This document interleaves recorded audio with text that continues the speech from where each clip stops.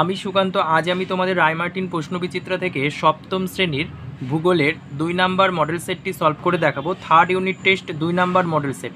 তো চলো শুরু করা যাক। দেখো 1 নাম্বার, যে কাল্পনিক রেখার উপর ভর করে পৃথিবী পাক খায় তা হলো পৃথিবীর অক্ষ। 2 নাম্বার, দেখো উত্তর গোলার্ধে দীর্ঘতম দিন থাকে 21শে জুন। তারপরে দেখো প্রতিটি দাগরিমা রেখা হলো অর্ধবৃত্তাকার রেখা। জিএমটি ও আইএসটি এর মধ্যে সময়ের পার্থক্য হলো 5 ঘন্টা 30 মিনিট। তারপরে দেখো সমুদ্রপৃষ্ঠে বায়ুর স্বাভাবিক চাপ হলো 1013.25 মিলিবার। তারপরে বায়ু যখন শীতল হয় তখন তার চাপ কমে যায়। তারপরে দেখো ছোটনাগপুর মালভূমি হলো এক ধরনের ব্যবচ্ছিন্ন মালভূমি। তারপরে দেখো প্রদত্ত যেটি ভঙ্গিল পর্বত নয় তা হলো সাতপুরা। তারপরে দেখো উৎস থেকে মোহনা পর্যন্ত কোনো নদী বিধৌত এলাকাকে বলে নদী অববাহিকা। তারপরে দেখো ক্যানিয়ন গড়ে ওঠে শুষ্ক অঞ্চলে, যেটি জল দূষণের সঙ্গে যুক্ত নয় তা হলো সিলিকোসিস। তারপরে দেখো ভূপৃষ্ঠে বৃহত্তম স্বাদু জলের ভাণ্ডার হলো হ্রদ। তারপরে দেখো ইউক্রেনের চেরনোবিল বিপর্যয় যে সালে ঘটেছিল তা হলো 1986 সাল। তারপরে দেখো প্রদত্ত যেটি মাটি দূষণের সঙ্গে যুক্ত নয় তা হলো সবকটি ঠিক। আচ্ছা, তারপরে দেখো ইউরোপের বৃহত্তম হ্রদ হলো ল্যাডোগা। তারপর দেখো রুরের রানী হলো এসেন।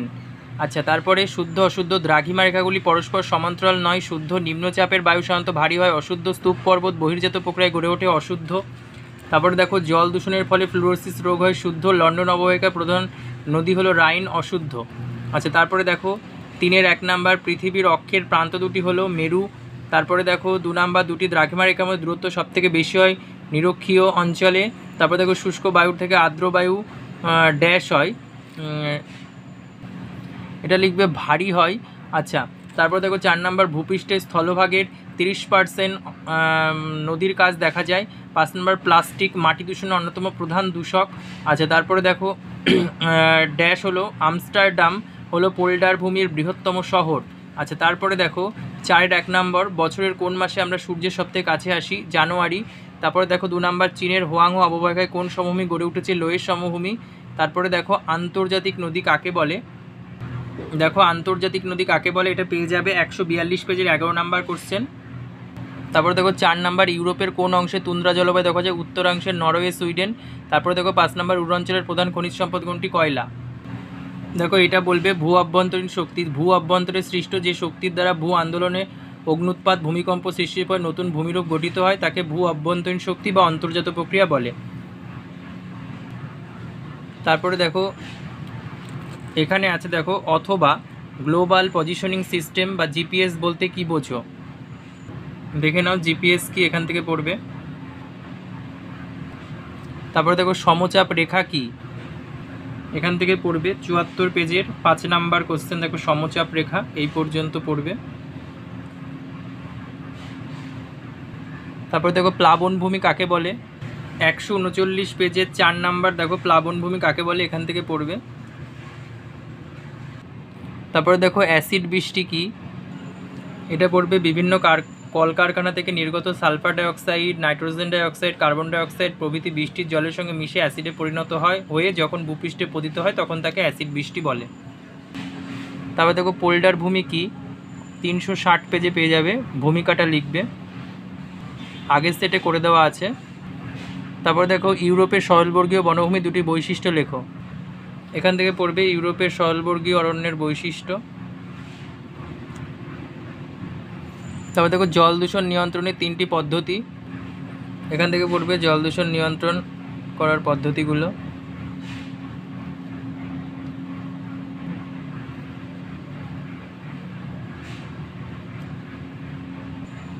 তারপর দেখো মাটি দূষণের 3টি কারণ লেখো।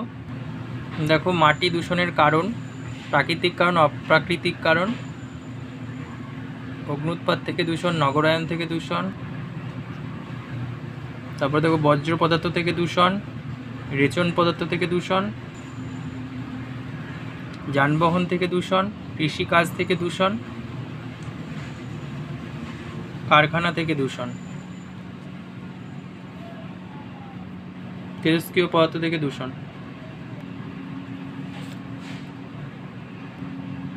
তারপরে দেখো মালভূমি ও সমভূমির মধ্যে 3টি পার্থক্য লেখো। দেখো মালভূমি ও সমভূমির মধ্যে পার্থক্য দেখে নাও।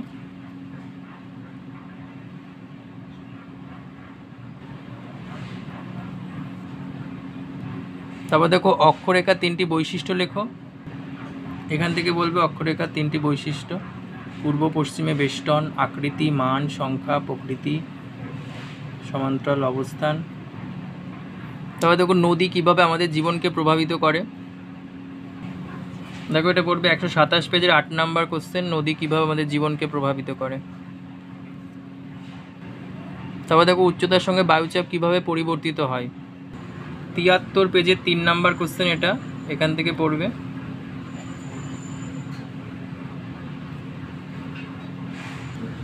তারপর দেখো পোল্ডার ভূমি কিভাবে ব্যবহার উপযুক্ত করে তোলা হয়, এটা পড়বে। দেখো 354 পেজের 1 নাম্বার, যে প্রথম পর্যায়, দ্বিতীয় পর্যায়, তৃতীয় পর্যায়, চতুর্থ পর্যায়, পঞ্চম পর্যায়। তারপর দেখো ইউরোপের তুন্দ্রা জলবায়ু ও তুন্দ্রা উদ্ভিদ সম্পর্কে লেখো। দেখো এটা পড়বে 320 পেজের 4 নাম্বার কোশ্চেন, তুন্দ্রা জলবায়ু অঞ্চল পেয়ে যাবে। এই বৃষ্টিপাত, তুষারপাত ও তুষার ঝড় এই পর্যন্ত বলবে। তারপরে তুন্দ্রা উদ্ভিদ পেয়ে যাবে 322-এর 5 নাম্বার, জলবায়ু মৃত্তিকার পার্থক্যের জন্য এটা পড়বে, যেমন তুন্দ্রা উদ্ভিদ অঞ্চল। এই পর্যন্ত লিখবে।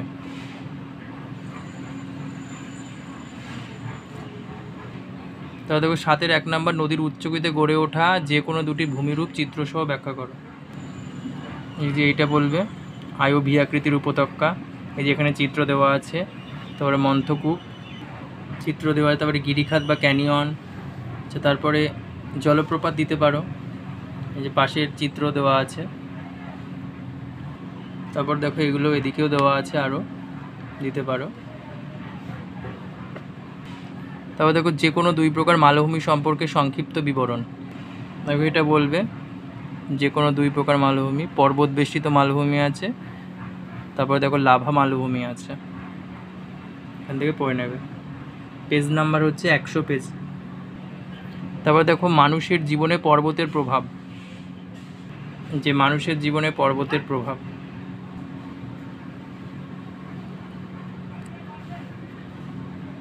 তারপরে দেখো রুর শিল্পাঞ্চল গড়ে ওঠা অনুকূল পরিবেশ, 336 পেজের 1 নাম্বার কোশ্চেন।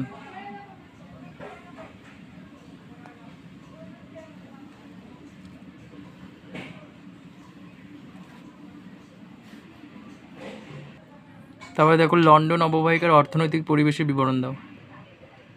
এই যে লন্ডন অববাহিকার অর্থনৈতিক পরিবেশ, পেজ নাম্বার 346-এর 3 নাম্বার কোশ্চেন।